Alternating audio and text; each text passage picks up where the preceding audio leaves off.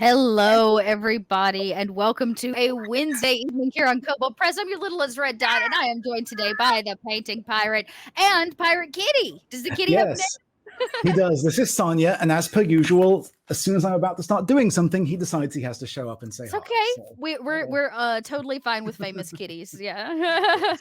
Well, thanks for joining us today. You're very welcome. It's a pleasure to be here.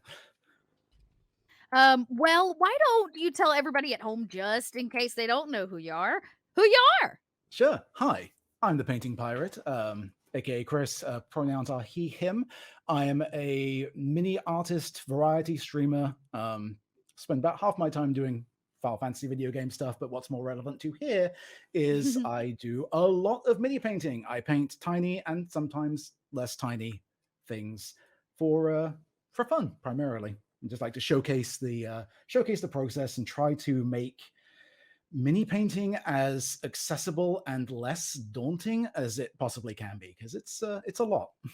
Yeah, I was about to say, we love that because everybody here knows how daunted I am by mini painting because Di is not a mini painter.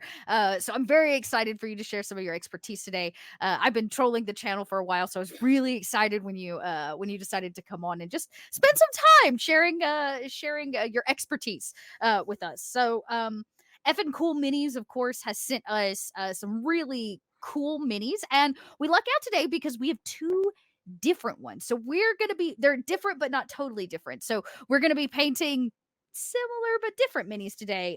We've got some bear folk. These minis are actually fresh out of the literal press, the mold, because they are being created right now for the last Kickstarter we did. So you can actually get ready. I think you can buy the bears now, but if you did the Kickstarter, you'll have an option to join them in. So I'm gonna change over so we can see these swanky bears because I've got one bear and you've got another bear. I do indeed. Let me switch my camera over Let's so you can see I'm gonna it. do it this way. There we Me go. too. Right. Excuse me for a moment as I wash out Oh wait, everyone's. wait. I There we bet go. you. I bet you I Red can do light. this and he'll Ring. come into. There he is. I did a really crappy and very quick primer on mine, everybody. But you can see them. They look so good. We got like a little rogue bear. This is a cleric bear. We've decided. I love them. I love them so much. So without further ado, I think we should get painting. But as we do, maybe tell everybody at home how you got started painting, because I imagine it's not something you just wake up one day and you're like, today I'm gonna paint some minis. Yeah, it was an interesting dream one night, and like, let's start this incredibly complicated journey. No, I started when I was very, very young. I say very, very young. I mean, it feels like that now. When I was about 13. Okay. So, as you may be able to tell from the accent, I was born and raised back in England, and so as with a lot of nerds during in that particular time frame, I got sucked into the grim darkness of the 41st millennium Mm-hmm. and started playing Warhammer 40,000. Oh yes. So I got into that when I was a kid, and that I pretty much did for the next, God, like 5 or so years. I left the UK when I was 18. Oh And I wow. took a Okay. massive hiatus at that point because minis are expensive. And Mm-hmm. moving, they certainly were. This was in the ancient days, long before we had the benefit of things like 3D printing and fantastic studios like EffinCool who make more accessible Right. minis. So I kind of stopped for a very, very, very long time. And then as I gradually rediscovered my nerdy habits, mini painting was one of the things I slowly started getting back into, kind of here and then. And then it kind of started to pick up a little bit about 3 or 4 years ago. I finally got back into tabletop gaming as a GM. Oh, okay. And that was when I realized the absolute joy that comes from finding cool minis and inflicting them upon your players. Ah, I see. I see So, where the love comes from. oh yes, which is why one of the first large-scale minis I painted was a beholder. Oh, So nice. that was lovely. But yeah, then a few years ago, it'll be like 2 years ago in June, I hit the realization that there's more stuff on Twitch than just video games, Mm. which is a wild concept, I know.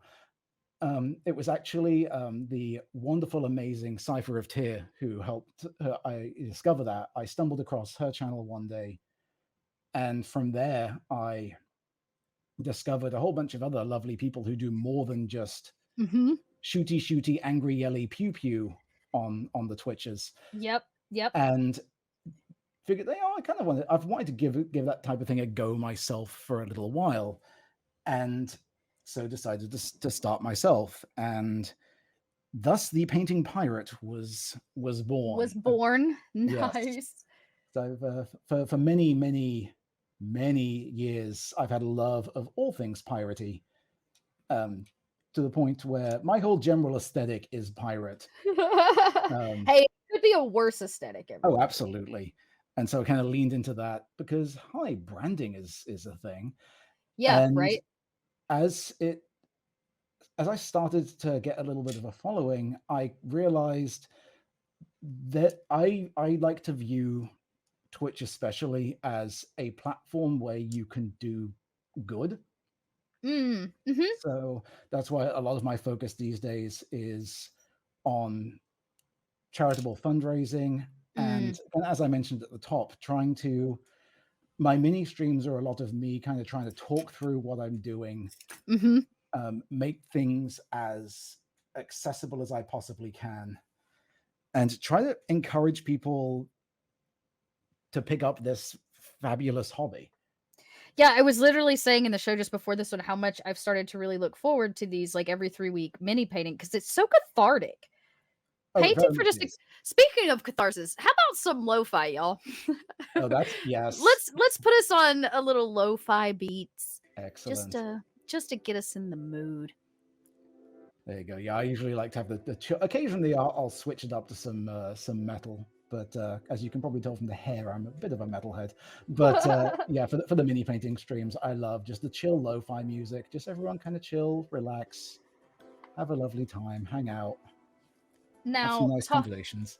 so you say you do a lot of instructional type stuff. So where are you starting on this? Because I think for a lot of people, at least I know for myself, getting Mm. started is so daunting. Excellent. Yes, it's very true. So my advice for any mini, certainly when you're like going into things for the first time, work from the inside out. Which is Okay. what I'm doing with our little rogue friend right here. So what I've chosen to do is I've chosen to start with the fur, and the reason I've chosen to start with the fur is it's a lot easier to deal with the parts that you have to kind of get the brush deep into the mini first, Mm-hmm. because you're less likely to over a splash. And if you do, that's okay. I was particularly thrilled to see the habitable kobolds theme for this, because Yes, one of the things I say constantly in mini painting is there's no such thing as an accident. Like it's true. it's very much true.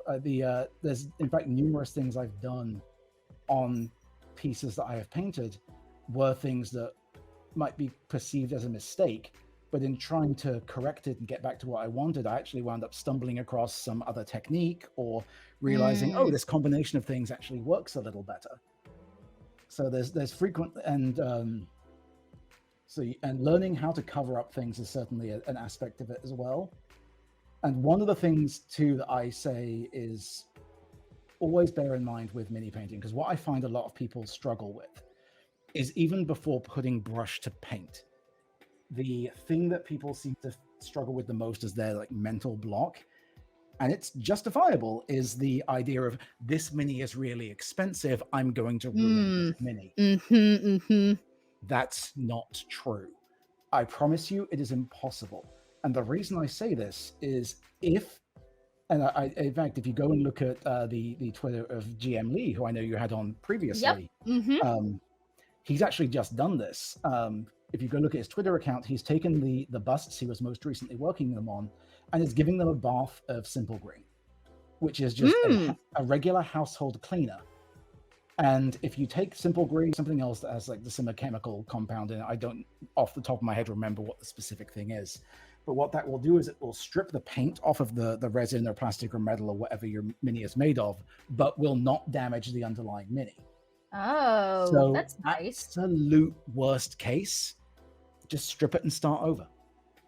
Yeah, that's true. I promise you, you cannot and you would have to try really hard to ruin your mini. I promise. So I realize it's a bit of a difficult mental block for a lot of people to dive through, but just dive right in. Yeah, just give it a go. What's the worst that can happen, right? Especially if you can strip it down and Exactly. do it all over.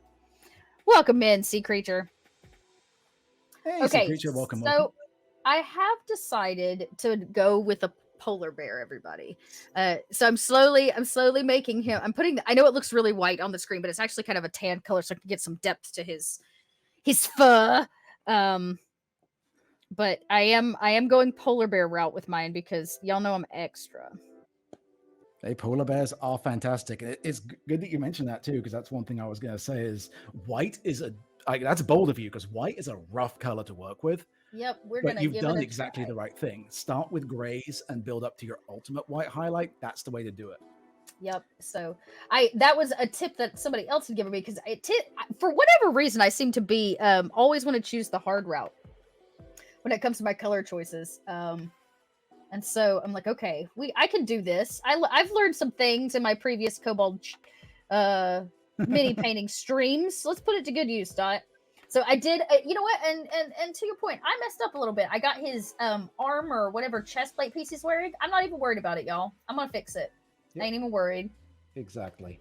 That's why too. One thing that is, if you look at through a lot of like the tutorial videos and things like that, if you're doing, let's say you're doing a mini that is predominantly a black color scheme, for example, and you've primed it in black. And this is something I've seen people question a lot when other mini artists do this. The first step they will do is go over it again in black. And people ask, "Oh, why do you do that? Like you've primed it in black. Why you painting it black again?" The reason to do this is the primer is formulated generally differently than the acrylics you're most likely to be using, which is designed to be slightly translucent, even in the case of black. So if you don't do that, what will happen is when you go back through and fix a bit of splash, your black that you're using will be slightly differently toned than the black you used for your primer. So it will be different, basically. It will be slightly different because again, because of the specific formula that primer uses to help it stick. Let's see. Can I move them over without? Yeah, I can. Okay. Nice. Yeah, you've got a fancy holder too. I've definitely stepped my holder game up. As per like every time we do another stream, it gets a little better each and every time. Now I've converted the handle of an X-Acto knife to start. So you got to start somewhere, everybody. Absolutely. Honestly, the easiest thing to do for make yourself a painting handle, just a wine bottle cork. Oh, and yeah. Some sticky tack. Boom. That's all you need.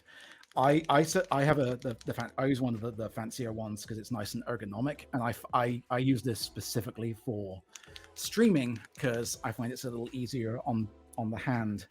Right. And so I can do longer painting sessions without a break, which has become important for the streaming aspect of it. But yes. Just a cork. And that's another thing I would say in regards to making this stuff kind of more accessible. There's a lot of stuff I use that's a little on the fancier side. Like I'm using over here my wet palette, for example. I'm using one for the Army Painter. Those one's relatively affordable. It was like $25 for this one. It's not too bad. But if that's still like too much for a lot of people, as it may well be, especially if you're just diving into the hobby for the first time, old bit of Tupperware, old kitchen sponge. Well, maybe a new kitchen sponge. Maybe don't use an old one because that'll be kind of stinky. And some paper. That's all you need. Just go to the Dollar Tree or Poundland or whatever it is that's relevant for where you're at. You can make a wet palette incredibly cheaply. So again, not that you need that to start with, right? But if anyone was looking to kind of take the next step, you see there's all this equipment you see painters use. Everyone's like, okay, well, what's the next thing that I should invest in? the thing that is going to have the single biggest impact on your life as an artist is going to be a wet palette. Huh. And the reason I say this is the purpose of a wet palette is it just keeps your paints wet longer. Oh, I see. So they don't dry out on you while you're... Exactly. And not even whilst you're doing a single painting session. The big advantage to a wet palette is also mini paints are expensive. Yes, And people they think, are. people look into this and they're like, oh, well, I need all of these different colors. Just get the primary colors to start with, because you can mix anything you need from that. And that's the benefit of the wet palette comes in, is if you use like some Tupperware, or like this one I use for the army painter I got because it has a lid on it and this little stretchy thing that keeps it sealed. That's nice. Keeps it kind of airtight. So you come back to your painting session in the next day or 2 days, your paints will still be wet. So you don't have to go and remix them. That's really nice, because you can never mix the same color twice. Exactly. Yeah, like if I'm going to be doing a long-term thing and I've mixed up a color, what I will usually do is take maybe an old paint pot and mix up a batch of it in that once I've got the ratio right. But yeah, I'd say for the upgrade, a wet palette is definitely something I would recommend. And again, something you can build yourself incredibly cheap out of just rudimentary household supplies. Right. Look at this, everybody. The more you know. Ha ha. I definitely... It's funny, because once you start painting, you're like, oh, that's not body. That's a piece of armor. Oh, I do that all the time. And all I'm like, the time. Well, oops. We'll come back to that with something much darker. Yep. And that's another thing too, depending on your color scheme. I mentioned earlier working inside out, work from dark to light. Yeah, I was gonna do his armor next and then come back around for his your highlights. Yeah. My highlights, yeah. Yep. Of his fur, because I think that's gonna take the longest. Plus, I need him to, I think I gotta add a little bit of blood to it, y'all. He needs to be he's a... Oh yeah, I mean it's a bear. Yeah, he needs a little scary blood around his mouth to scare off his enemies. Make it clear that whoever just encountered them barely survived the encounter. Yeah. Let the bear puns begin, everybody. Exactly. Oh yeah, I mean anyone who is familiar with me and my content knows. Yep, puns are the order of the day. I am a notorious pun slinger. I was about to say, I give advantage to my players when they drop great puns in game. Oh, as well you should. Yep. I will admit, with this particular one, as I go through and I'm starting to get a better handle on the mini, I'm a little concerned about the life our bear rogue here has taken, because I realized as I was going through and doing his cloak, there's fur lining outside of the cloak, and that raises some very interesting questions.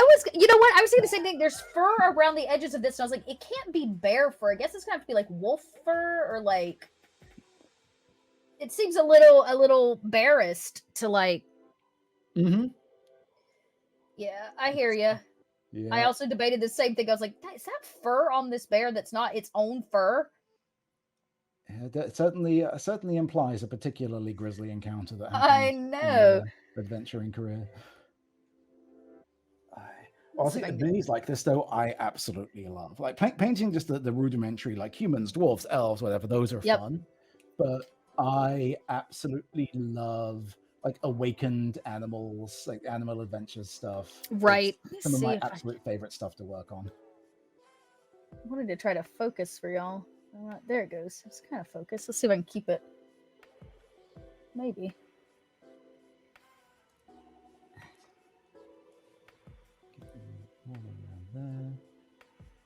I'd actually have to go. Oh, he's going to be wearing some light leather because... There you go. Turned out a smidge lighter than I wanted, but that's okay. Yep, that's totally fine. And honestly, only happy accidents, everybody. Exactly. Honestly, too, I like to go a little lighter than I want to be, because I usually follow the stage of base coat, wash, highlight. Okay. And your wash will always darken your color down.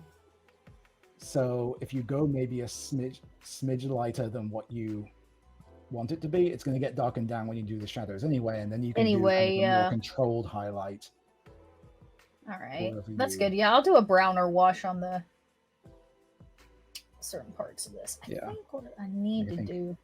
I've got to go with the green. I know this is supposed to be like, I could have gone with like a dark cloak because rogue. But when I see a He's bear a bear. Yeah, he's a like bear this, rogue. my mind immediately goes to Disney's Robin Hood, which was Oh yeah. that's a VHS tape I wore out Yep. Yep.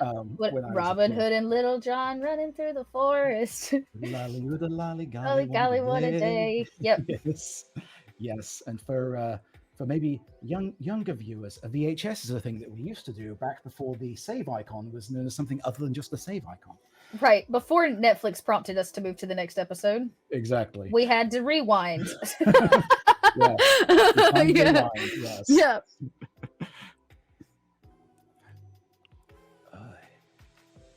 Yeah, it's I adored that movie growing up. Such a good one. So I would ask. I'm going to flip things around. I'm going to ask you a question, Dot. Oh So you mentioned no. you've been learning from some of the other artists. What do you think is the most useful tip you have picked up yourself, or the tip you've used the most? Okay, so I've definitely heard multiple times over the trick about like darkest to lightest, and I got a really great tip from I think it was Lee actually. I can't remember. But I got a tip about starting with like the bottom layer and moving up. Right, so like think about like their body and then their clothes, and then which has been very cool. But as like a new painter, a lot of the stuff I struggle with is like, oops, too much paint on the brush, or like I flooded this area, if you know what I mean. Like it was too watered down or too whatever. So yeah, and then I'm beginning to play with some dry brushing to make things look better, and it works, everybody. Oh, it does. Dry brushing is one of the best techniques that you can use. As I do, the advantage of dry brushing is it prolongs the life of your brushes. Because Really? well, I say this because not in a way that keeps the brush nice, but your brush will inherently, like I've been using this brush for a bit. You can see the paint on the handle's all chipped off. The tip isn't great anymore, which is why I use this for just base coating now. But actually, I'm gonna pull that one as an example. So I've got this one over here. This is an old brush I used for a long time. The end got completely ruined. So what I did was I just cut the tips off, and now it's a dry brush. Oh, so when it's no longer good for your detail painting, just cut the tips so it's flat. Boom! Now you have a dry brush. Right, that's cool. So it's the cycle of life, the circle of life. For a paintbrush. Circle of life. Okay. One thing I would advise people to do with dry brushing, though, is bear in mind the dry brushing stage when you're planning out the order you paint things. So, for example, I'm actually going to stop in a moment, and I'm going to do washes so I can dry brush the fur before I move much further on with this. And the reason I'm going to do this is because you'll know I haven't done any of the interior clothing yet. But this fur is lovely and textured and is going to take a dry brush really, really well. But the problem is when I dry brush this, it's going to be almost impossible to not catch other areas of the mini with it. Oh, yes, because you need that motion. Exactly. So bear that in mind. And if you know you're going to dry brush a particular area and you don't want it to overlap onto anything, think about that too. It's kind of the same as the inside out, or kind of what Lee had mentioned about they're kind of going from bottom to top. Bottom to top, yep. Do your think about your dry brushing in that as well, so you don't just wind up frustrating yourself. Right. When you have to redo a bunch of work, don't leave that stage and go in and do it after the fact.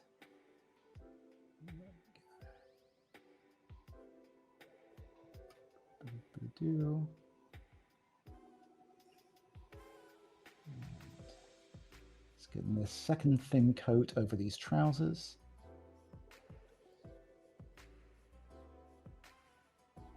Yeah, I gotta pick darker belt color, I think, to Mm-hmm. make this actually pop the way I want it to. Yeah, leather is always tricky because I certainly do this, and I've noticed a lot of others do this as well. Is you tend to wind up defaulting to like this is your go-to leather color, Right.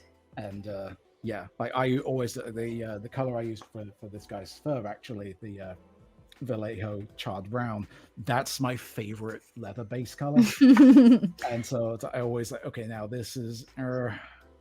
Now I've got like all these leather straps now look the same, so it's something I constantly challenge myself with to try and like Is the use leather?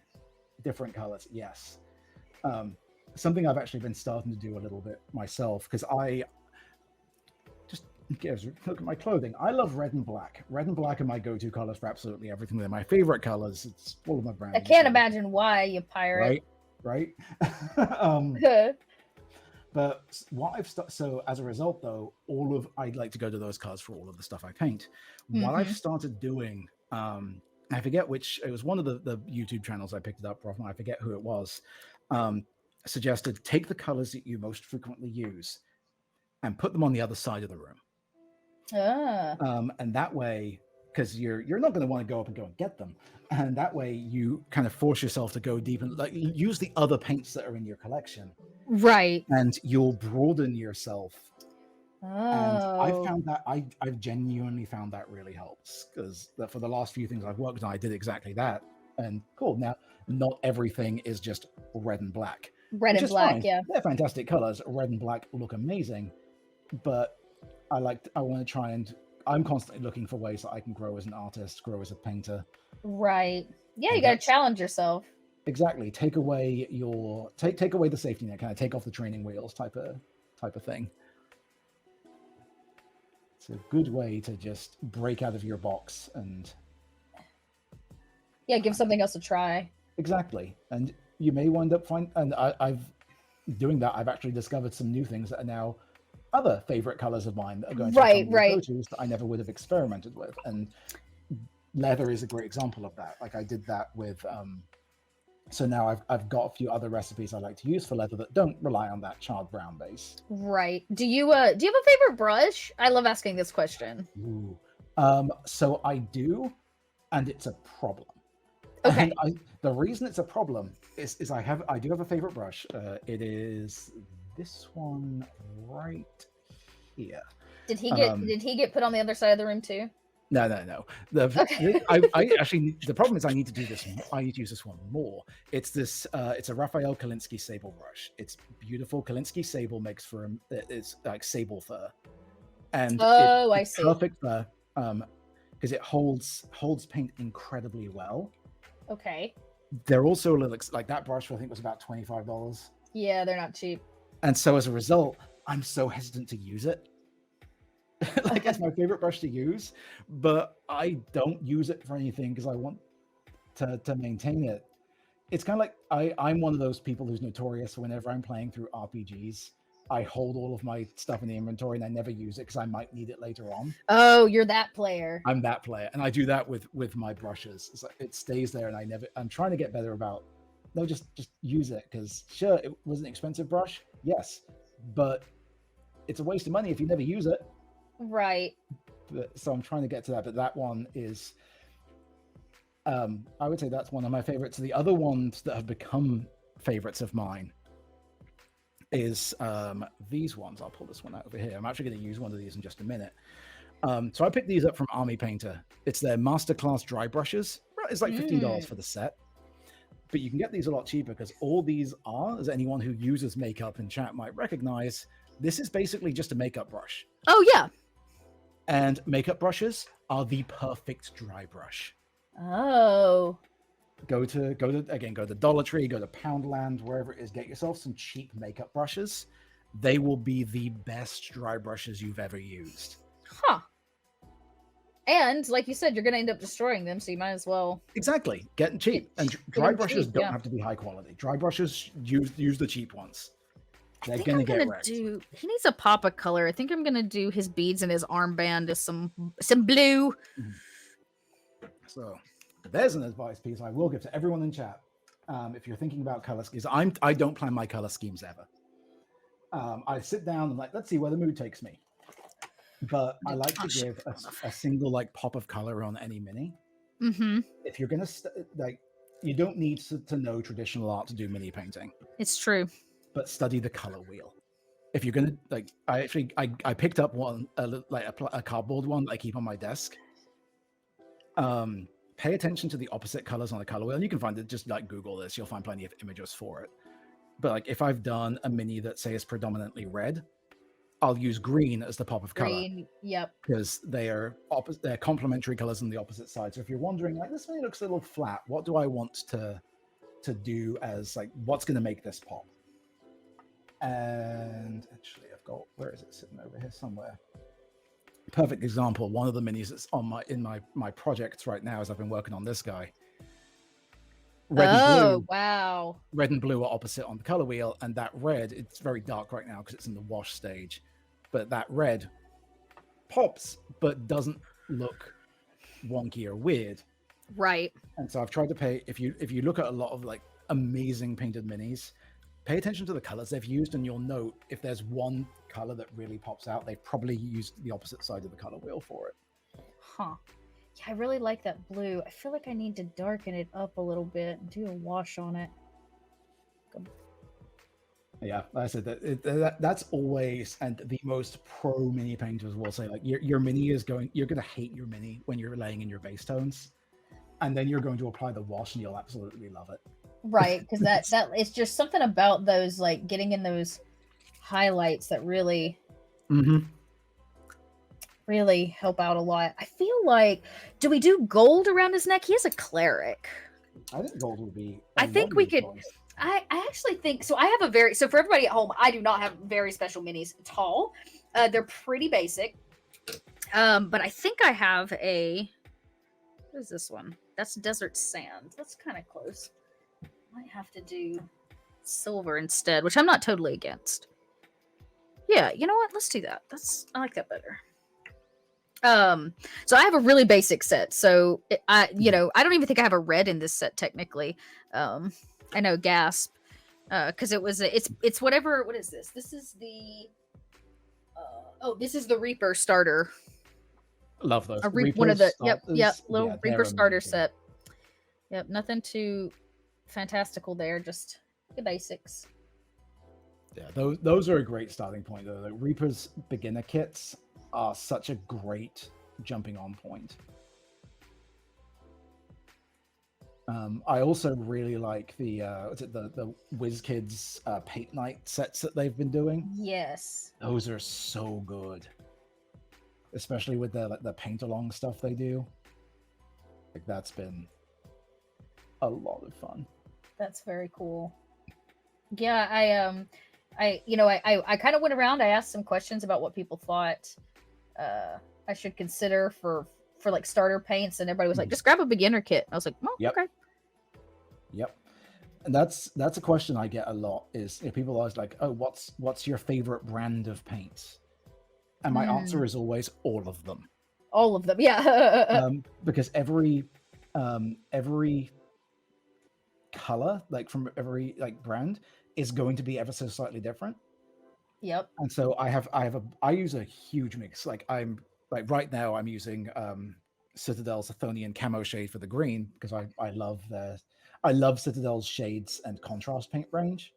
Okay. But most other stuff I use a ton of Army Painter. I use a ton of Vallejo. I recently picked up some stuff from Turbo Dork that I'm very excited to get to use for the first time. I had a couple of friends who swear by their stuff, and I'm looking forward to playing with that. But so I say, just get whatever's available to you, get a starter kit, and just play with it from there.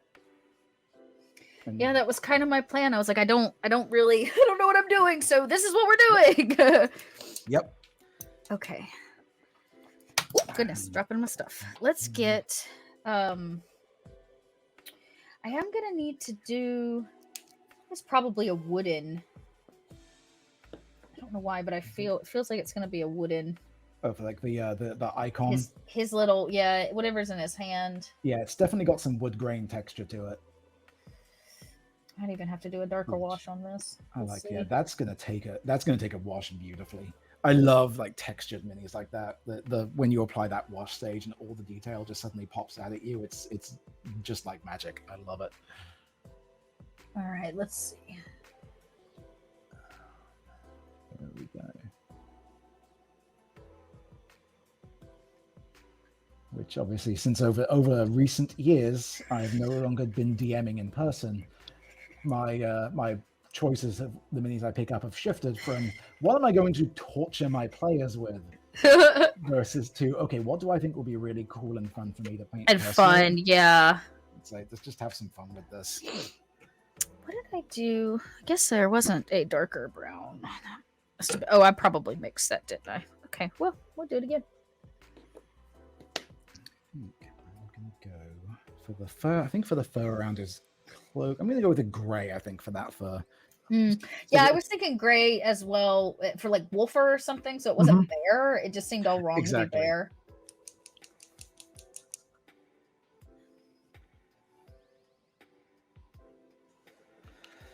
All right, let's shake that down and melt it down. There we go. Yeah, for me, just mini painting is such like it's my zen. Yeah, it's just so calming. Yeah, it's so really wonderful. Like it's become my favorite thing to do. Like of an evening is I'll just I'll throw up some stuff on Twitch, watch some friends stream, and just lose myself in some painting, and it's so nice. Yep. Okay. I might need a. We'll probably still do a washer for that. There we go. Let's get you in under there, so we've got a nice little collar going. It's still drying, but we've started to get some depth from that initial. Yeah, I think you know what?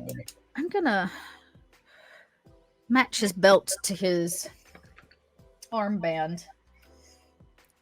Ooh, I like that. Yes, I love doing those like matching little disparate elements. They help like tie the mini together and tell a story. I like to tell a story with each of the minis too. It's like where did they build all this stuff up? Like where did this come from? How did they get this? Right. Yeah. And are they a stylish bear? Oh, absolutely. I mean, they're definitely all stylish bears. At least I would certainly tell them that to their face. Yes, I would never tell them otherwise. All right, where's my little dry brush? Here we go. My desk is a constant mess, and I feel that. Where I put anything. I've got a tiny dry brush somewhere that I was intending to use, and I don't know where I've put it, so I may have to use a different one. But that's okay. Just my usual thing of just stop, scan the desk, have some tea, and then we'll. Right. Yep. Just start over. Just a little coffee, a little. There it is. Reset. There we go. I don't know why I put my brush there, but I did. All right. I think for this one, so what's going to be? I think oak brown isn't going to be enough of a highlight, so I will use. Let's just go straight in with some monster brown for this. Monster brown. Indeed, monster. Oh yeah, you want to peek at mine? Sure. Let me make them big. If I can get my camera to focus, that's been the great challenge of today. Yeah, this way. I know that feeling very well. Oh wait, I bet I can do this. That'll help. You can kind of see him there. There he is. He's coming along. He's coming along nicely. Yeah, I did his little nose. I don't know if you can see it or not, but I did his little nose. And yeah, he's slow but surely. He's coming along.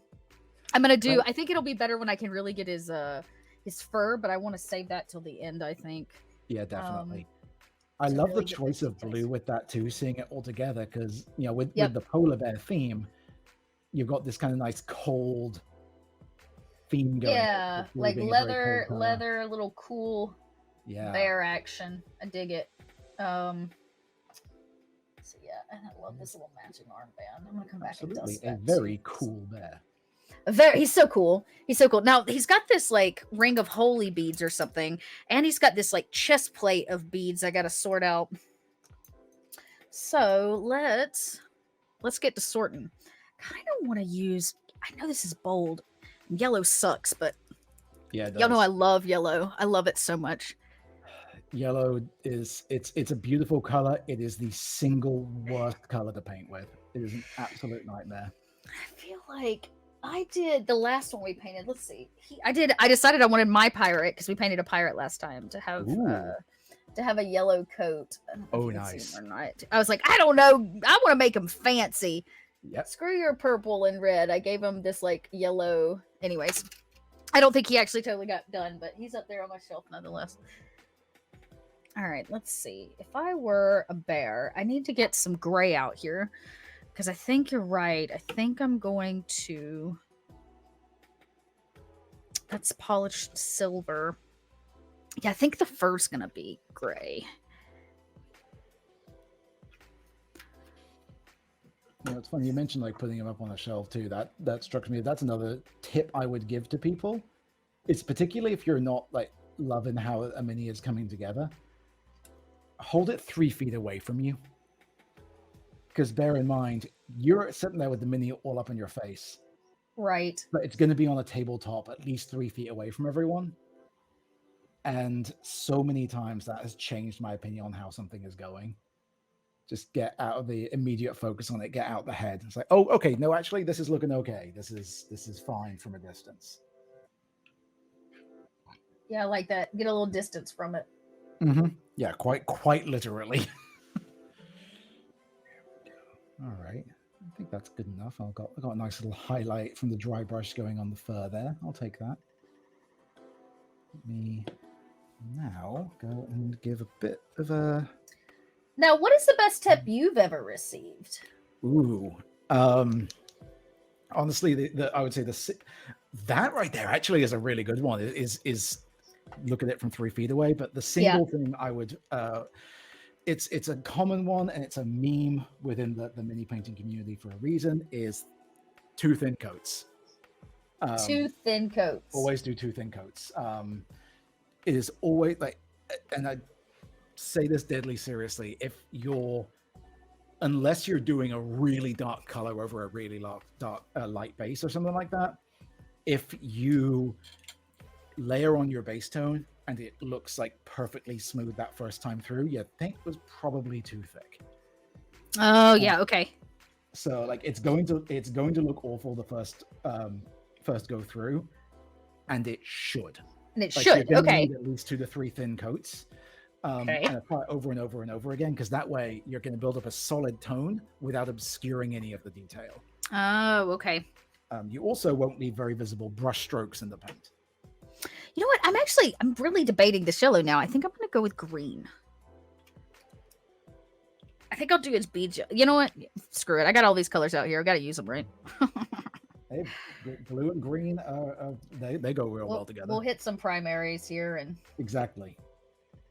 All right, I'm trying to think. Do I want to do? Yeah, I'm gonna dry brush the cape, and then we'll get in and do his armor down here in the back. Shake that paint. I literally just had that green in my hand. Don't you love that? You're like, what did I do with the thing that was just here? Yep. There we go. Oh, and I don't need to. I put it on the palette already. Wow. This is, yeah. I am a complete mess at the best of times. So, and it's fine. You know what? It's good. It's okay. Only happy accidents. Exactly. That green is not quite right.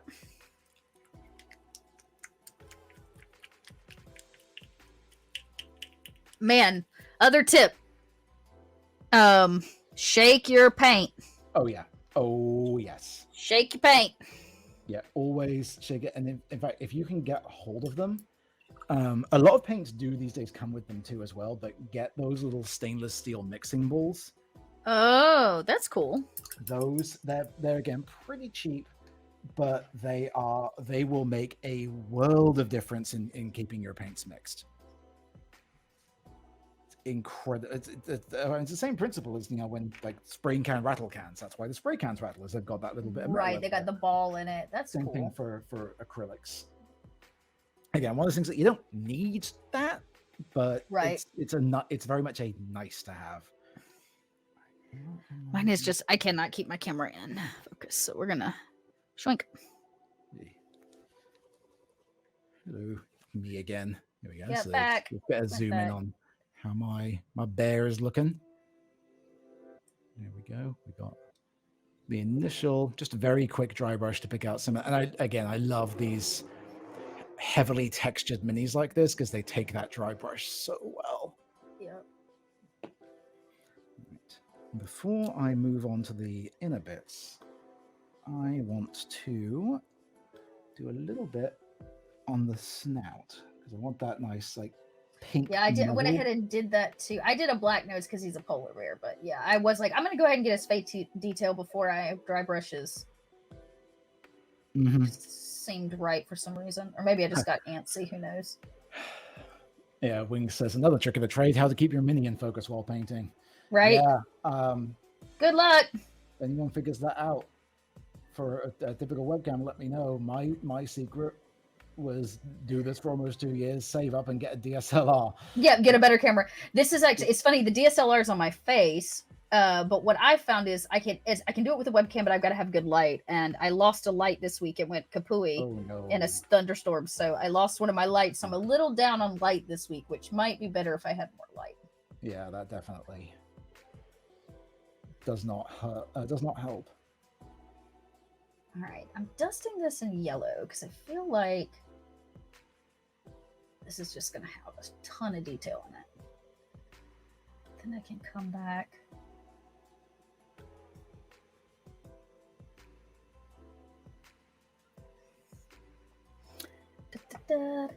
And of course, the moment I come off the camera, it gets in focus. Oh, cool. That's it's the tech thing. If like, nope, it's going to work fine as long as nobody's actually looking at it. Yeah, nobody move. Exactly. Let's see. I can always do this too. Once I put a solid background behind him, he usually comes into focus a little bit. He's coming together. That's always been my trick. Is just hold the hand up. That's. I know, right? Well, the other day, so I was interviewing B. Dave Walters, and somebody hit a power line a block away from my apartment, and knocked the power out for the block in the middle of the interview. So that was that. We're just in the middle of a strange weather front coming through the southeast here. And it's we got such bad weather yesterday, and it's turned it all cold again. It was starting to get warm, and now it's all chilly again. Yeah, we had this because I'm based up in New York City, and we had the same thing here. It was snowing today, but this weekend it was like gorgeous, like 50s, 60s out. Like, so nuts. It's funny you say that too, because obviously we were initially planning to do this last week, but the minis didn't get out in time. That actually turned out to be incredibly serendipitous, because at 3:00 last week, so right as we would have been preparing to do this, I lost my power. Oh, really? So then it was serendipitous. Yeah, so even if the minis had gotten out, and I did not get power back until 10 a.m. the next morning. Wow. So that was the fates smiling on me, I think. Yeah, that was the fates. Yeah, we had last week. We were supposed to do this last week, everybody, but we had a little mailing snafu. The post office right now is just, well, the world's burning, so it didn't quite make it to us, and then so we postponed a week, but it looks like it was for the betterment of all. Indeed.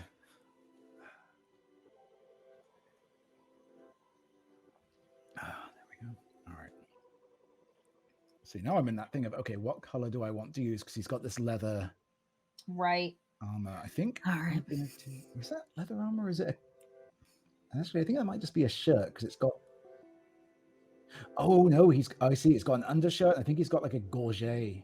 Oh, I see. I see it. That's what that is. Okay, well that helps.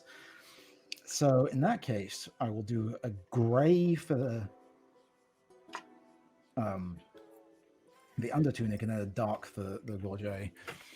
So I was thinking, maybe do a kind of the light like linen shirt, but right. I've got so many dark colors on them. If I do a light, this is another thing. Thinking about your color scheme. If I do a light color for this, that's going to draw the eye too much. Yeah, yeah. One of the reasons why I did the one light part on him is his face and hands, because that's where I want the eye to be drawn. So right, okay. And yeah, think about that, because the if you're going to pay attention to any one part of your mini, make it the face, because that's where the human eye is naturally going to be drawn. Wait, not surface EV, that's the wrong wash. I want flesh shade for the. There we go.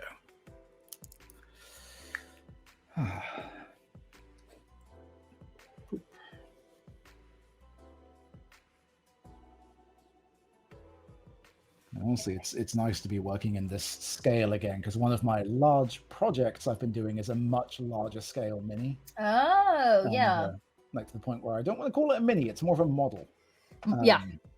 So it's been a huge project. So it's nice to work back in the more like tabletop, right. 25mm scale. Boop, boop, boop. Boop, boop. Boop. He has a little potion on his belt that I'm literally just now noticing. Isn't that always great as you're going through the mini? It's like, oh, that's that thing. Oh, that's like an actual detail. Yep. That's one thing I've noticed too, as minis over the years have become incredibly complicated now. Because obviously back in the back into there, when I first started doing this, that was when all the minis were being hand sculpted. Right. Yeah. We don't have the no like 3D printer or 3D design tech that they use for so much of them now. It's like, no, you got to do that by hands, and the detail that minis have these days is amazing to me. It's that Effin just switched over to that plastic injected mold stuff. Ooh, that allows for so much cool detailing. So our minis are only getting more detailed, everybody. It's fantastic. Yeah, seeing the evolution of 3D printing too has been just such a dear friend of mine runs a 3D printing Etsy store. And the stuff that they have done is amazing. Yeah, it's pretty incredible what we're capable of making just at home nowadays. Absolutely. But that's something I've never considered, like, well, I've considered dipping my toe into it, but I've never had the confidence or frankly the space to do it. Yeah. But it's just straight up magic as far as I'm concerned. Yeah, it really is. Beautiful, beautiful stuff.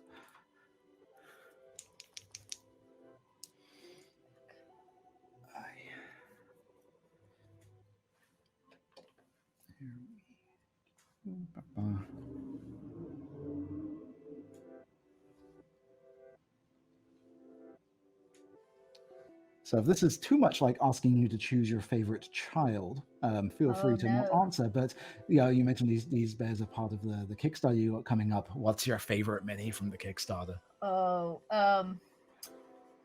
the newest set coming out is going to be all beasts, which is pretty exciting. And I think we're having like 94 minis made for that Kickstarter. Ooh, wow. Yeah, just from that one book alone, which is kind of nuts. And those will be available for Kickstarter backers, I think, first, and you can get them like a la carte and purchase them outright. If you like doing what you like to do, which is torturing your players at the table with beats. Oh yeah. Oh boy, have we got news for you. I don't know what would be.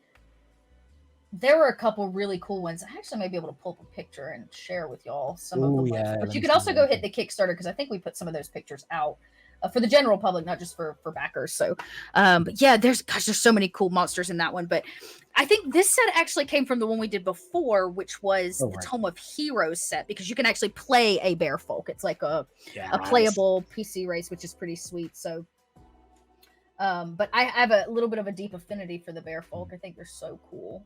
Oh, they really are. I absolutely love. They're so cool. And we've got another book coming out, the Book of Ebb and Tides, which is all about the Shadow Realm. It's like a guide to the Shadow Realm. Ooh. And there's a lot of new information about the bear folk of the Shadow Realm, because they're kind of keepers. They're like the only good creatures in the Shadow Realm, and they try to keep balance and peace. So there's a lot of really cool stuff coming down the pipeline for bear folk as well. That just sounds fun. Isn't that cool? Yeah.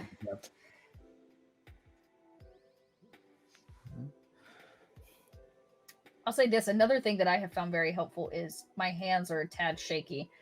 Mhm. And I need something to press on. Like if I found something to lean on, it's very helpful in my like to have my hands up against something. So I actually went and found a raised surface, which is the one that's like it's like a honestly I bought this at Office Depot, but I'm using it as a palette. But it's very nice. It's very helpful for the shaky hands to have something to like press on.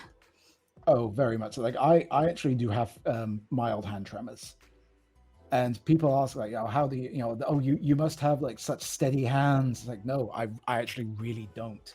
Oh yeah, my hands are really not steady at all. I do have mild hand tremors, and the solution is exactly what you just said. Is just Yep. like whenever I'm painting, my elbows are planted deep into my desk. Yep. And that's the big benefit of and that's one of the reasons why I find this particular painting handle works really well for me. Mm-hmm. Is because I can brace. Like, if anyone's like watching as I'm doing it, I'm usually bracing one hand against the other, or bracing against the holder nice. itself. Yep. Yep. And that gets that little extra bit of stability. Yeah, it's. And again, going back to the previous statement, like even if your hands are incredibly shaky and you can't make like perfect lines, that's okay. Nobody's going to tell from 3 feet away on the gaming table. Nope, they're not. Don't got to be perfect. He's coming together though. He's Ain't got to be perfect. He is.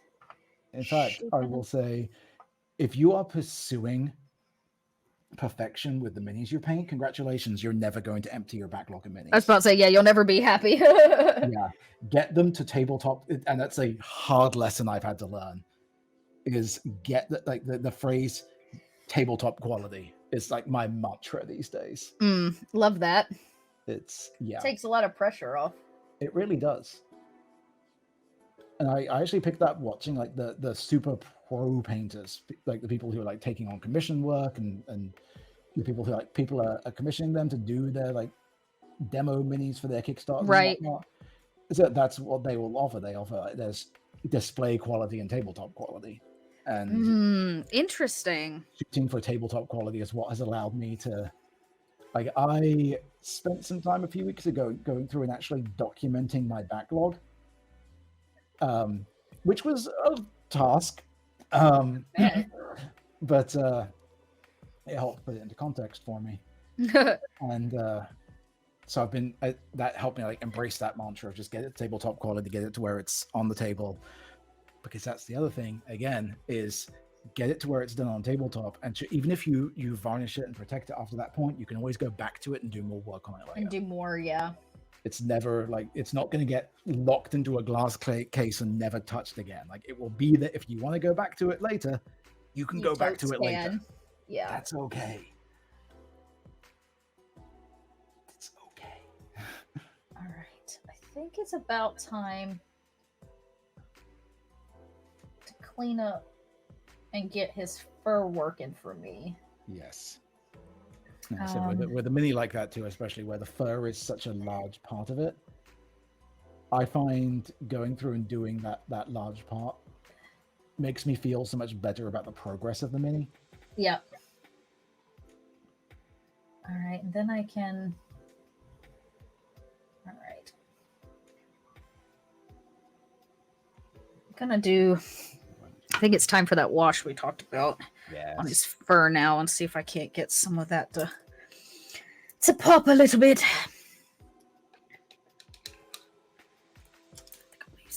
think I want to use this one. Okay.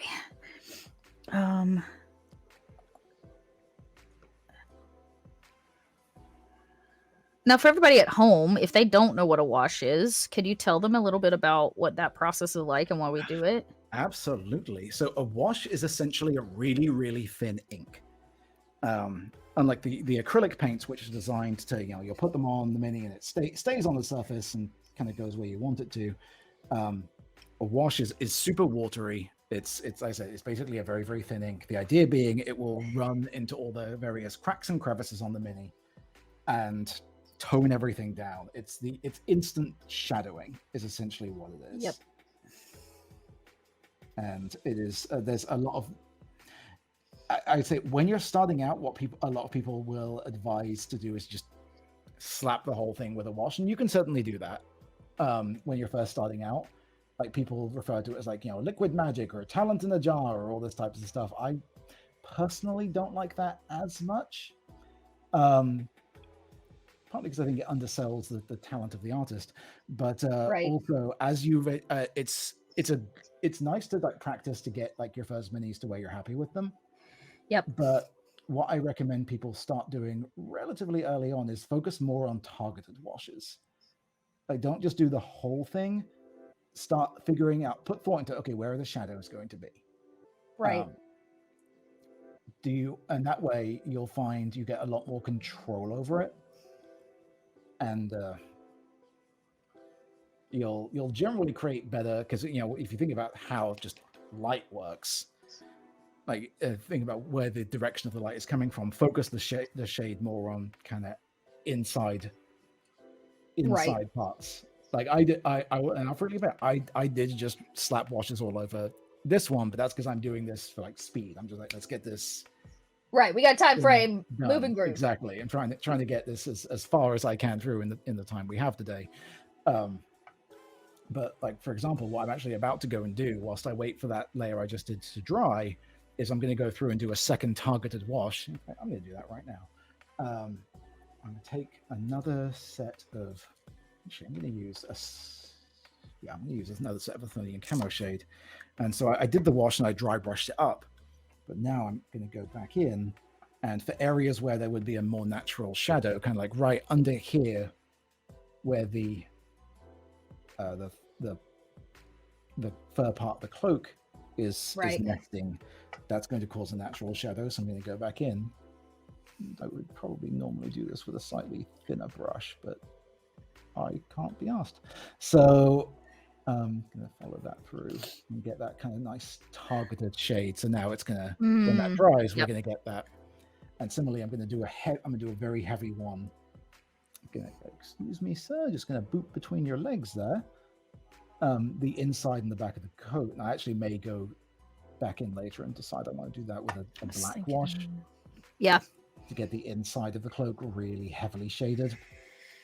I was actually thinking the same thing for his leathers. Yep.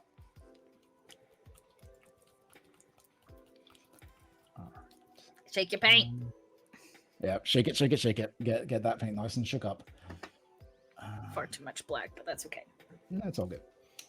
Little ease our way into that. Speaking of black, where is mine? There we go. Because I do like using black fur as a wash for leathers. As a wash. Yeah. My fear is it's gonna be a little dark, but I think it'll be okay. Yeah, it's okay.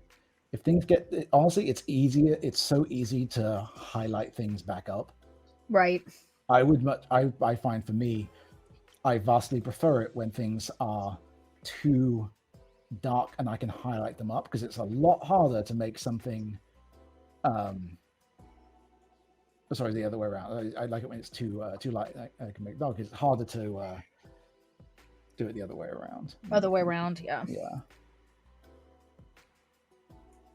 There we go. Get in there. Get a heavy dark wash. Get into all these little heavy shaded bits. Yep. And we're going to do the same for the fur rim of the coat. Wash his. I do it on his glove too. Beautiful, beautiful.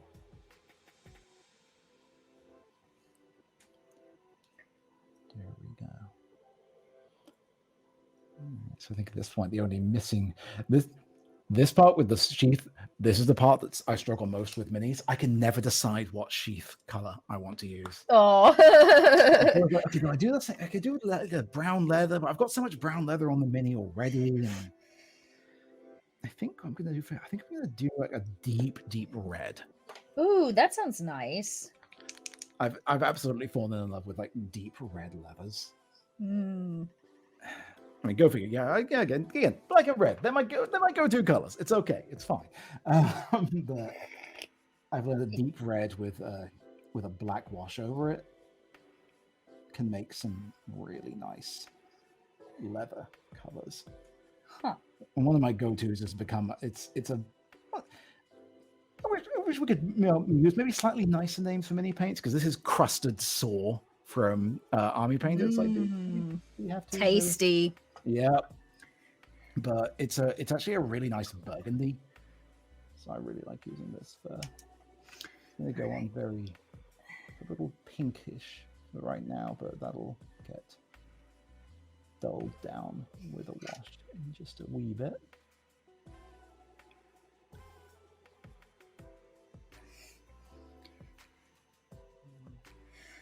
All right. I think it's time to start. Oh, you know what? No, I'm gonna wash. I'm gonna do a wash on that metal too.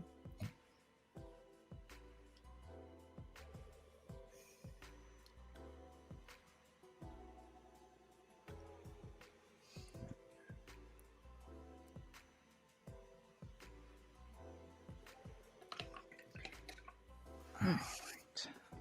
There you go. I know this would be right. Me liking red. Gasp. Shock horror. Who would have ever seen that coming? It's so unlike me. All right. Let's start busting out some. So we got the sword, so I want to do just a little bit of metallic details. So let's bust out the metal paints. All right. I'm coming along into the process of. It's looking pretty good, actually. Considering. A little carried away along the back here. There we go.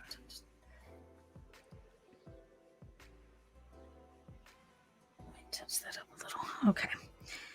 Now here comes the fun part. Which fun part are you about to do? I gotta get in this tiny little potion bottle. Oh, yeah.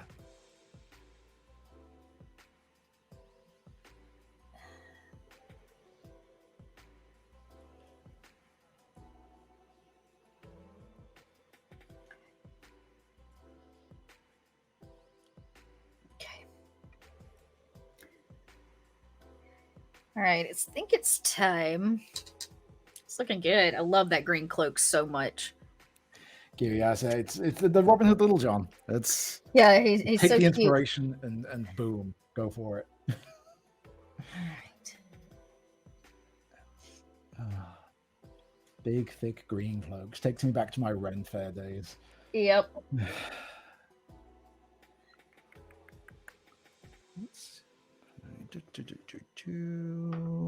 There's the paint I'm looking for.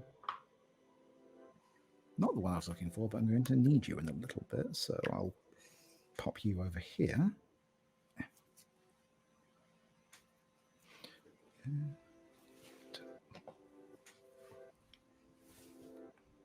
Oops. There we go. Copper, that's the one I was looking for. Boop. And I lost my brush already. There it is.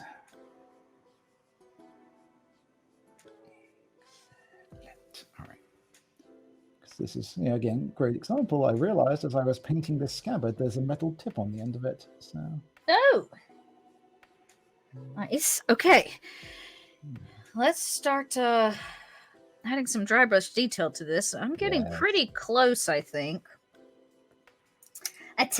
Everybody, I think. Excellent.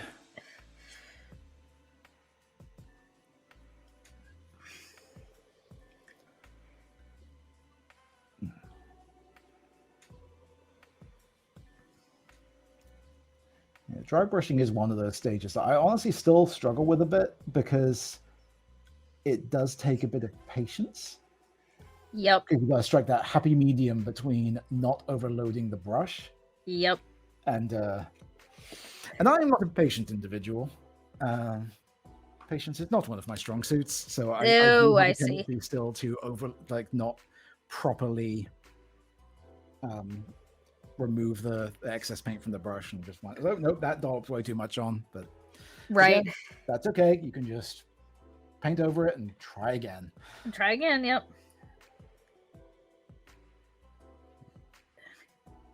I'm going to get very carefully in with this part because I noticed he's actually got the sword pulled part way out of the scabbard, so I'm going to have to get to this very careful bit in here where there's just a tiny That's bit of right. You gotta blade show off that going. detail.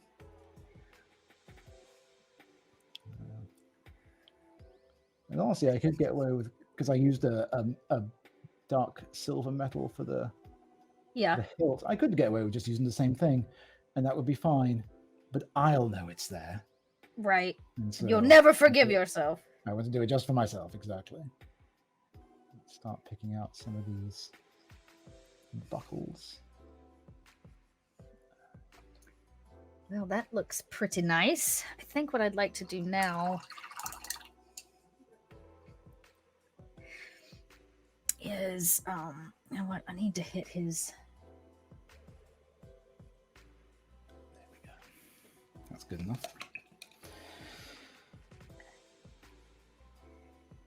Do an extra highlight now. Get back to this fleshy tone. Just pick out some of these things. I think that's a little too. No, it's okay. It's thick enough.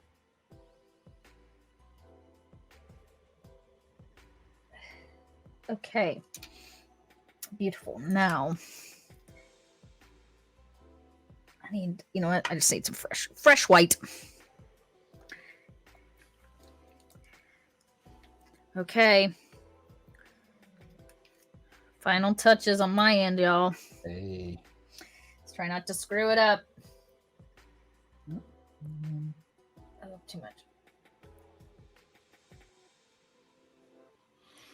All right. So what I'm going to do with mine is I'm going to show a real quick and simple technique for making leather look worn. Ooh. So let me just try and pull this up. Make sure that this color's okay, because it's... Oh no. That color, actually the pot was slightly opened and that paint has dried out. So let me Fun times. quickly find rip a replacement. Here we go. You'll do. You're good enough. We'll switch to some Mornfang Brown. So that's on my list to pick up this weekend. All right. So let me pop a dollop of this one on the palette. It's okay. Won't be my favorite one, but this will work just as well. So I've got now a nice, like, kind of light reddish brown. And what I'm going to do is, with a thinner brush, just get some of this onto the edge. And this is a process that my community loves to make fun of me for, because I sometimes struggle with the tongue twister that is weathering leather. Weathering leather. They love to make me say it as often as possible because they're jerks. But so we'll get this down to a nice point on the brush. And what we're going to do is just kind of almost stipple along the edge. Mm-hmm. Let me get this nice and zoomed in so we can see what I'm doing. There's not a lot of leather detailing on them, so I'm just going to start up here. And just very carefully and gently just dab it in along the edge like that. And that will make the leather look like it's been used. Kind of like the edges of, if you look at real leather that's been very heavily used, the edges will start to wear and crease. Off. And this is just, you don't do it much, just a little bit on the edges. And I find that is it's a very much an optional step. Right. You can certainly be really careful with this and take it to extra levels if you want. But I find it makes such a huge difference with making leather look aged. Oh. That's cool.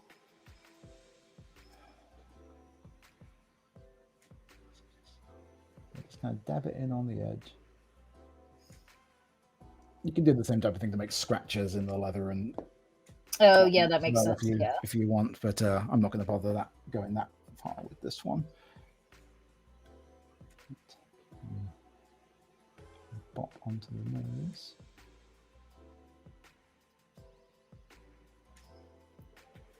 All right. And I'm also going to do is take some regular black, and I got a dot in these eyes. Eyes being my white whale. I despise Me doing too. eyes. Every mini painter despises doing eyes, I think. They are an absolute nightmare. I need my sharper brush for this. There's just never, I was about to say, there's just never a brush good enough. Nope. Okay. The last thing I wanted to do was...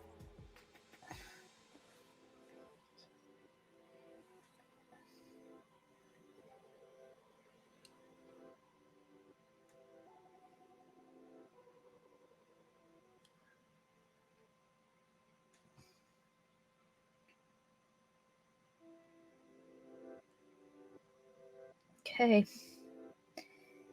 I'm going to say that's good enough for the eye.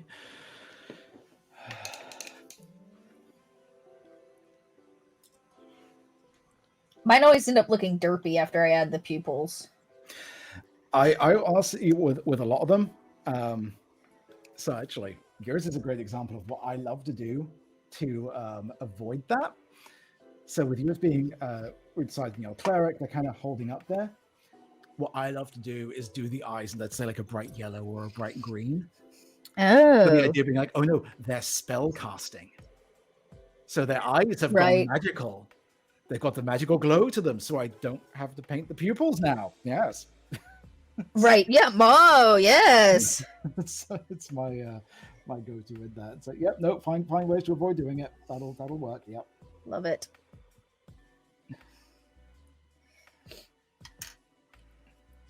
I think I would like to just...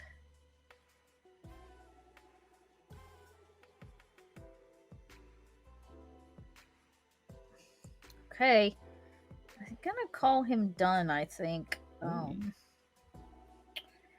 because I'm afraid if I mess him two more, he'll just look a hot mess.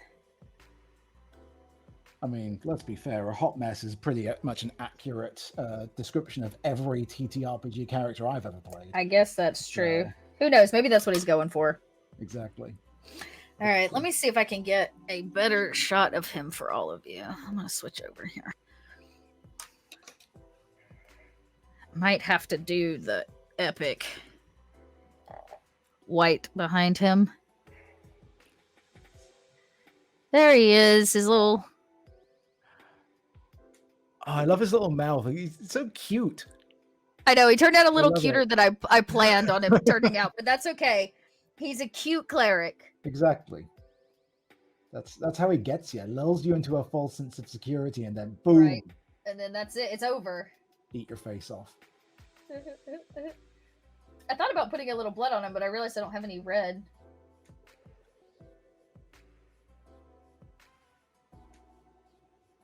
Okay.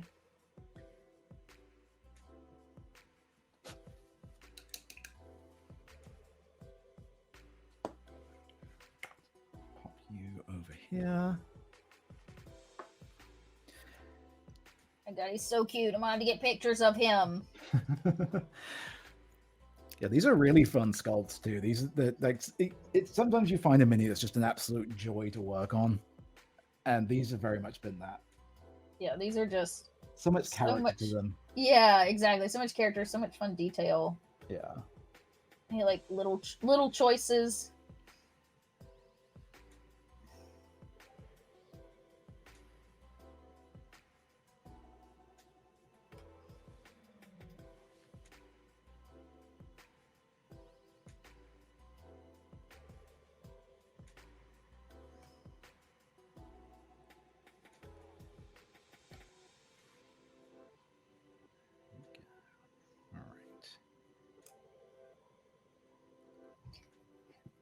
Yes, he's so cute, everybody. Let me see if I can get him in the picture.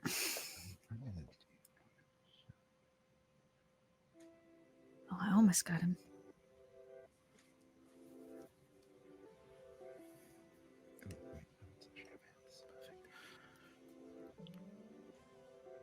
There you go. Yes.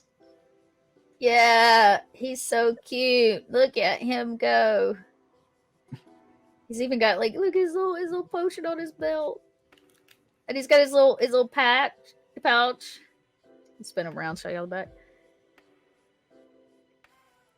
He's a very well prepared cleric, which Yes, that's it. He's the got only foundation of what he any needs. yes, the foundation of any adventuring parties. Yeah, if anyone's gonna have their stuff together, it could be the cleric. Yeah. All right, let me I'm gonna put yours big again, and then you know what? I wonder if I can get him to hold his pose. Boom. Oh, I bet you I can. Flip my. There he is. Little square. I bet you. He just chilling. Now, have you had like what is the most favorite mini you've ever painted? Oh, that's a very good question. I think I have them over here. Actually, give me just one moment. I'm gonna totally grab them. They're right over here in my display cabinet.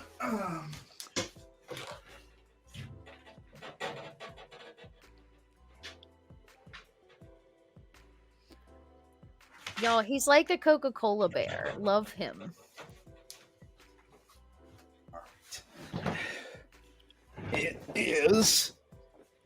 It's this guy. Oh, he's so cute. Look at him. I love this. Yeah, this is part of the Dungeons and Diversity set by Strata Miniatures. They do a whole range of combat wheelchair minis. There's another one that's similar. This was my first ever attempt at object source lighting. Oh yeah, somebody GM Lee was talking about forced lighting. Yeah, it's something I've only recently started to experiment with a bit myself. This was my first ever attempt at it. So a little starker than I wanted, but still kind of cool. You got the fire coming off, but yeah, I'm a big fan of Strata's minis. They do a lot of really cool stuff. But like, in a lot of cases, like my favorite is often like, what's the last mini I painted? It's that one. They turned out well, but yeah, those I think those are definitely consistently the ones I come back to as they were really fun to paint. And I'll say with those two, part of the reason I say those are my favorite is not just they're great sculpts and they turned out really well, which is true, right. But so they were some of the earlier ones I did when I just started streaming and doing this stuff for the audience. And I will always remember, well, I forget which specific one. I think it was when I was painting the rogue out of that set. I had somebody pop into chat who was a wheelchair user themselves and had never seen a TTRPG mini. Oh, that's wonderful. And I will always remember that interaction. Always remember how joyful they were to see that. And that was just that interaction has stuck with me forever. It's like, yeah, that association is like that. That's one of the reasons why that will always be, I think, one of my absolute favorites. Very cool. It looks better on the solid background than he does. Oh, there you go. Yeah. So taking like I'm a big believer in the theory that the fastest way to ruin a mini is to photograph it. Yeah. Oh, for sure. I hate that, and that's something I'm trying to get better at. And yeah, colored backgrounds is definitely something that really, really, really helps. Like what I've started using. Actually, grab different color. Actually, I'm wondering. I kind of want to. Yeah, I could do that. I could touch up the base a little bit. I got some black right here. Here, let's try this and see how well it works. I've never tried this camera for it, but oh yeah, got some fancy like themed backgrounds. Let's flip it over. This one's got some like fire on the other side. Let me clean up the base here. I've come to really love using these. That's cool. Look at that. Because again, I said the mini's better. The best thing to do with the mini is like to have it tell a story. And just I've found when photographing them, slapping a fun background on them really makes helps. me feel so much better about them. I used to do a lot of terrain on mine. Always loved doing the terrain, but that's something I've started to experiment with a lot more. Is fun like basing on them. yeah.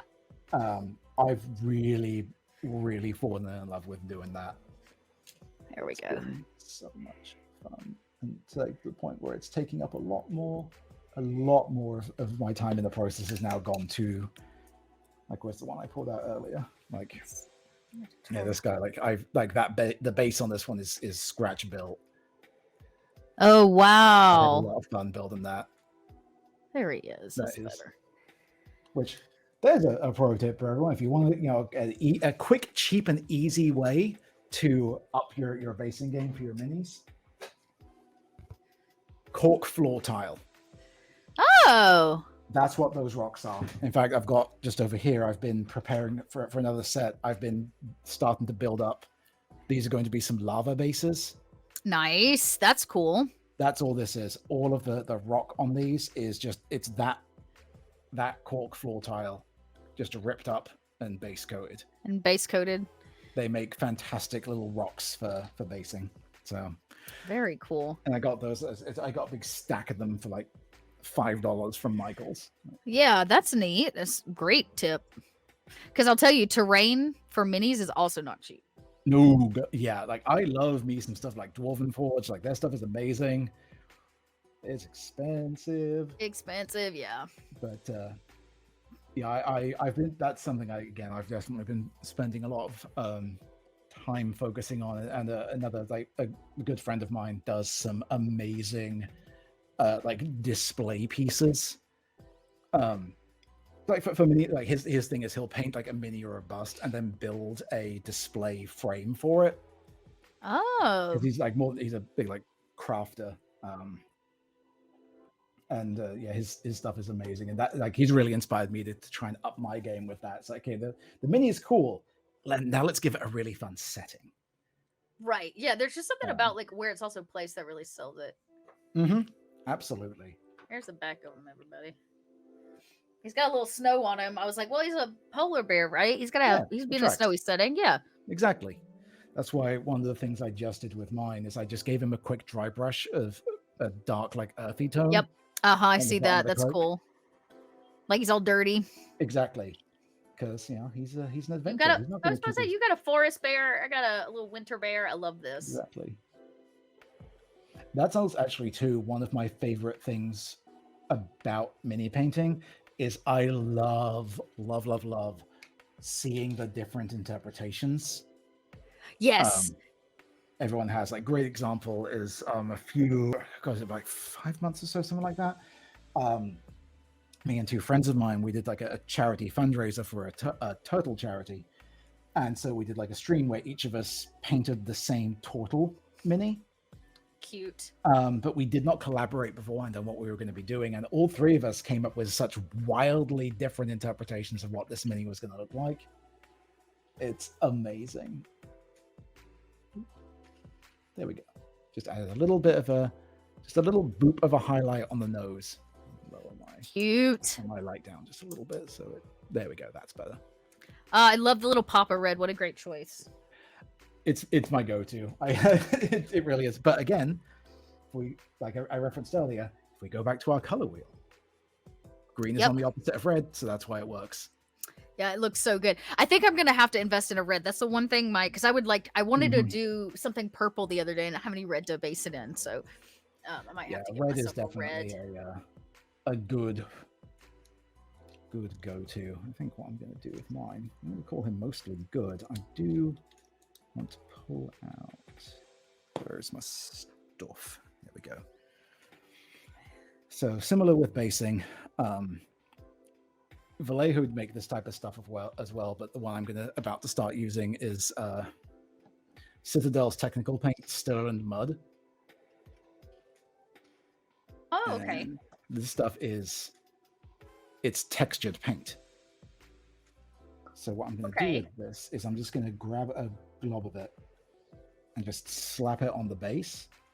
And this is going to dry in like this thick, like, muddy texture. That's cool. So I especially like doing stuff with like these. You can tell with mine, I glued them on. I obviously you've done the same thing with yours on the small base. Like you went further than I did. Looks like you've like hacked the base off at the feet.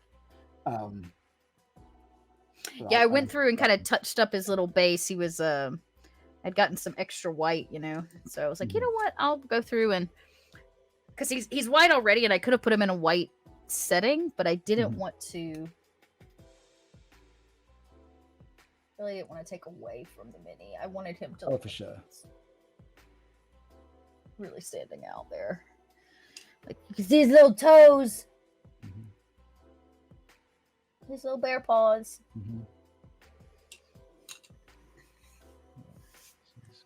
Slap more of that in there. Yeah, I love using this stuff, especially for like where there's a slightly raised base. There's obviously a difference between where the original base of the mini is and the base I've attached it to. Oh, I see. Yeah. I can just build this stuff up. Oh, and cover it. Nice. So there's less of a. And again, like I use Citadels Vallejo make similar stuff. Like there's countless companies out there that do similar things. Woodland Scenics. They're more like they do like model railway stuff predominantly. But if you're looking to build like terrain and scenery, their stuff is phenomenal. That's cool. Again, that takes like ages to dry, so that's going to be it for there. But there you go. He's now wading through the mud. I love it. Love it. Oh, crazy nice. Yeah, nice little texture. Nice. Yeah, I've come to swear by that. I said there's some phenomenal stuff that people have done out there these days that just wasn't available when I first started in with this when I was a kid, and I've loved like coming back to this hobby after so long out of it. It's like, wow. Was it the Gandalf in the mines? Right. Yeah. that's kind of what it feels like. I don't remember this place. I don't remember this. Yeah. Yes. I have no memory of this place. That's it. I knew I was butchering that quote. I'm like, internet's gonna yell at me, but that's. There you can see some. There we go. A little bit more of the detail in his fur there. Oh, there you go. You got the good. Oh yeah, you did a good job with that. Yeah, his fur turned out pretty good. I'm pretty proud, y'all. Yeah, that looks really good. Like I said, white's a tricky color. You chose a really good like lighter gray for the tone. Yeah, I did like a gray, beige actually. I went with beige because like they're all just always so dirty. Polar bears, and then I did a gray wash on him and came back through and kind of popped those. Yeah, look how good they look. Look at our little bear folk, everybody. Rawr. Rawr. Oh. Yeah. Welcome in, Raiders. So glad to have you. We just finished up our bears. Look how cute they are. Hello, Raiders. There welcome. painting happening here. Welcome in. So glad to have you. We just finished up our 2 bear folk. Both of these are EffinCoolMinis, fresh off the mold press, I guess you could say. And it looks like we got a little forest bear and a little polar bear.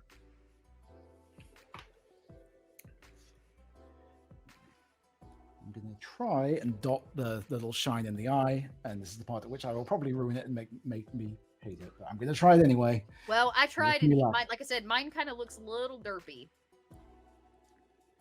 Well, it's okay, because if one eye looks fine, that's just the side you photograph it from.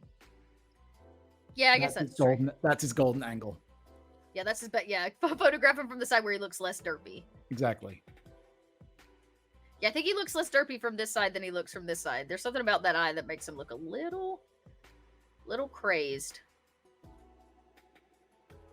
That's okay. He's a cleric who's taken some levels in Barbarian. It's fine. Yeah, he's just a little...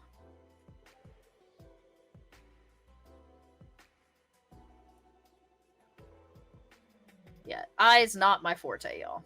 Nope. That eye just looks silly. This eye looks way better. I insist if there is any mini painter that says they enjoy doing eyes, they're either a liar or a surgeon. Right. Yeah, they're lying to us all.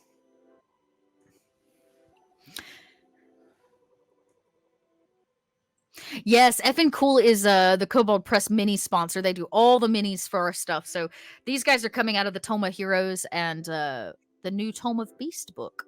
It's pretty exciting. Look at that fine detailing.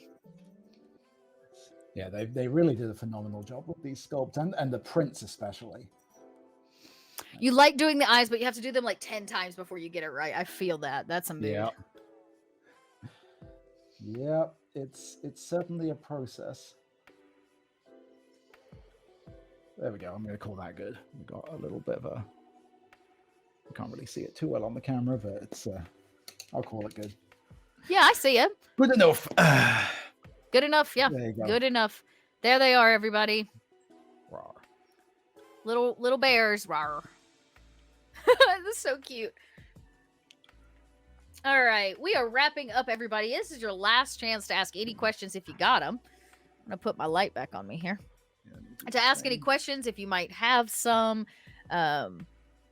We've got an expert here on our hands who knows things about stuff about mini painting. So ask your questions if you got them.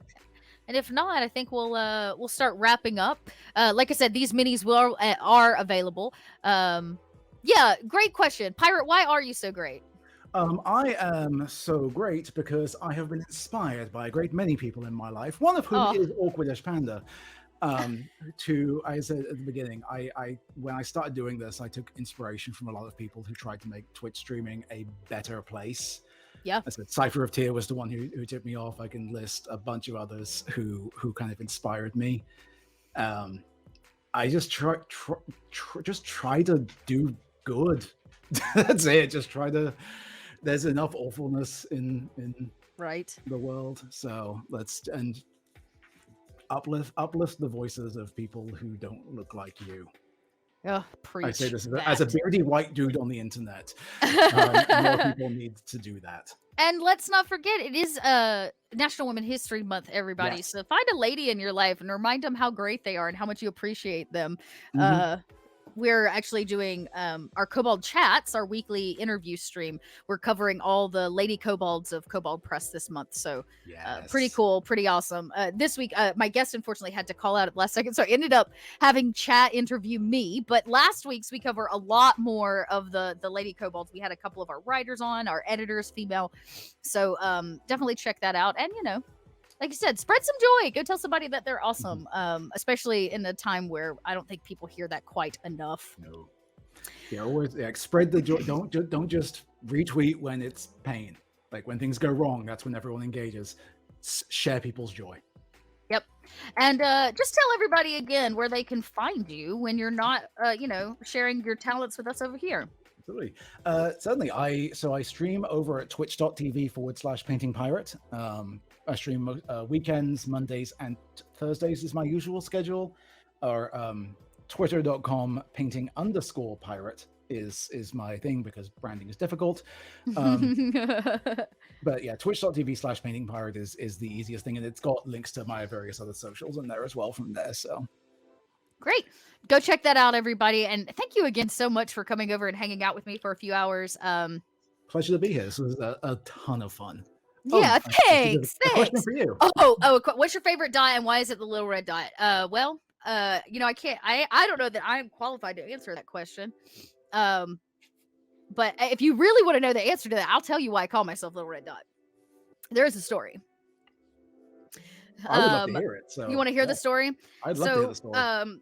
Long ago, when Dot was still in college, I was in the middle of that like artistic life crisis. You know what I mean?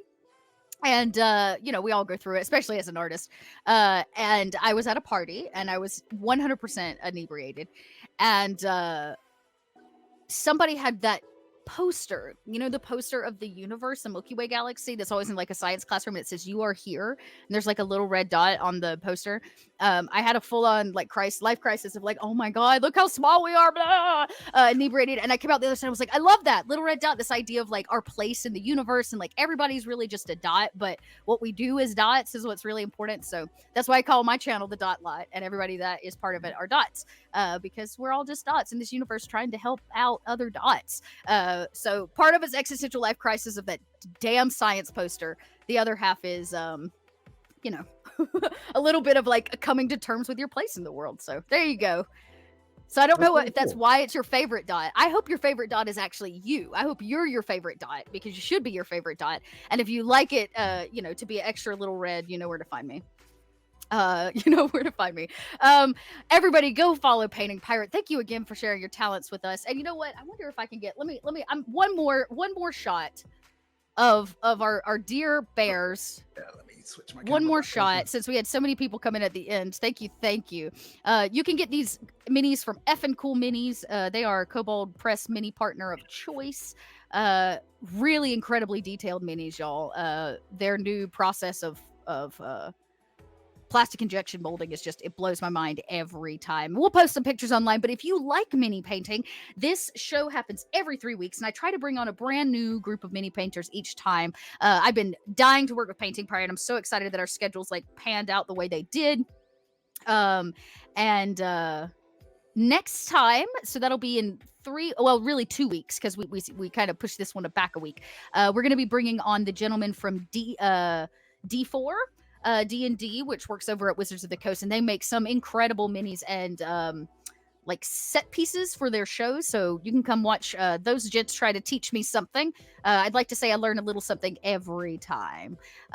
Definitely the bare necessities. So thank you again. Thank you again for joining us. I don't know what our mini will be next time, but tune in. I'm sure we will surprise you, and you can check out the past happy little Kobold shows over on our YouTube channel, where I've worked with some, we mentioned GM Lee, but I have a couple other guests as well. So you can go check that out over there. Go hit us up on YouTube and get caught up. Well, everybody, I want to thank you for your afternoon. We are almost at time. Your questions have been great. Your energy's been fantastic. And I hope you enjoyed our bare necessities of this stream. Everybody have a fantastic afternoon. Thank you. And we will see you back here for the next Happy Little Kobolds. Same Kobold time, same Kobold channel. Thanks, everybody. Bye-bye. Bye-bye.